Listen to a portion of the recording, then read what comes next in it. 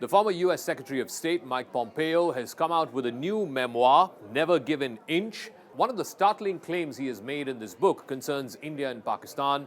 This happened in February of 2019. He says India and Pakistan, two nuclear countries, nuclear neighbors, came this close to a nuclear confrontation in February of 2019. Now, the context is there was a major terrorist attack that happened in the Indian territory of Jammu and Kashmir in late February 2019. In response to that, India mobilized its special forces, its Indian Air Force, and there was a strike, an airstrike that happened in a place called Balakot, which is inside Pakistan.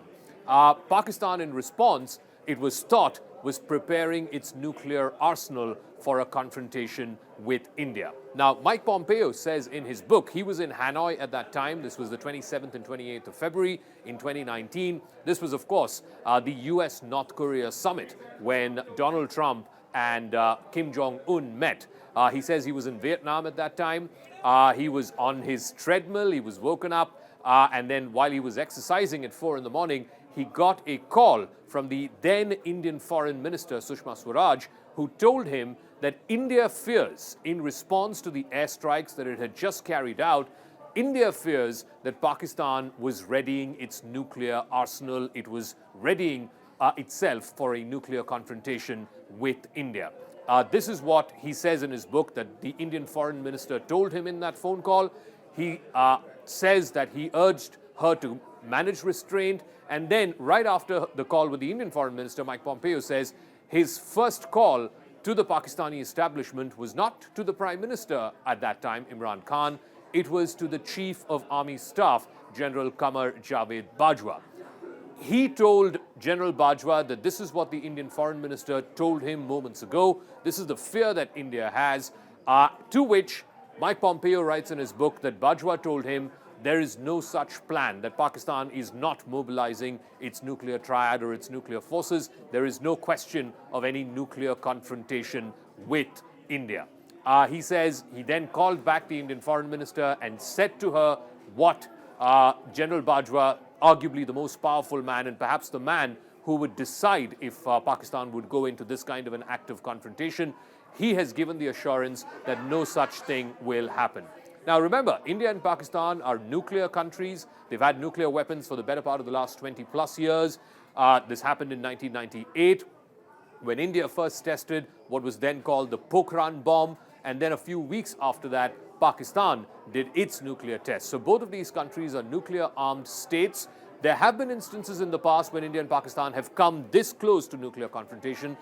Most notably in 1999, right after the nuclear test, the very next year, there was what was called the Kargil War, where the Pakistan army allegedly sent its regulars, its Pakistani army regulars, dressed as mujahideen, dressed as terrorists, to infiltrate into Kargil and Dras, parts of the border regions with India. And it is thought that war, in fact, lasted for a good 3 months. There were multiple casualties on both sides, and eventually India won that war. This was in 1999. At that time, there was again concern that it might escalate into a nuclear confrontation. The very next year, in 2002, in fact, in late 2001, in December of 2001, there was an attack on India's parliament. 13 security personnel died. And India, at that time, mobilized its troops. There was an eyeball-to-eyeball confrontation between Indian and Pakistani troops. It lasted for almost a year. In fact, much of the year 2002. It was nicknamed Operation Parakram. And finally, it eventually, with the intervention of Western powers and so on, it sort of resolved itself. And then, of course, most famously in 2008, after the city of Mumbai was attacked, the 26/11 attacks, India's equivalent of 9/11, if you will, the worst terror attack on Indian soil. 160 people died, including foreign nationals as well.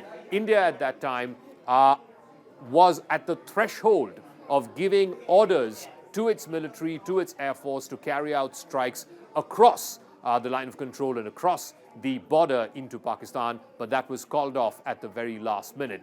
And then finally in 2019, when this big attack happened, this terrorist attack happened in a place called Pulwama in the Indian territory of Kashmir, at that time, India responded with these airstrikes. What these airstrikes managed to do was to show that there is a sub-nuclear response, because the fear has always been between India and Pakistan, because both are nuclear-enabled countries, that any escalation will ultimately have to go all the way up to a nuclear confrontation. But in the 20 years plus, there have been, like I listed, at least 3 instances where there was a near nuclear confrontation, but it did not eventually result in the use of nuclear weapons. So what the Balakot airstrike demonstrated was there is a sub-nuclear operation, or a sub-nuclear option, as it were. In response to Balakot, the Pakistani Air Force scrambled its jets. It in fact shot down one of the Indian Air Force jets. There was a Indian Air Force wing commander who was in Pakistani custody for a good 24 hours, after which he was returned. It was a time of very, very high tensions between both countries, and Pompeo sort of refers to that in his book as to how these two nuclear countries came this close to a nuclear confrontation.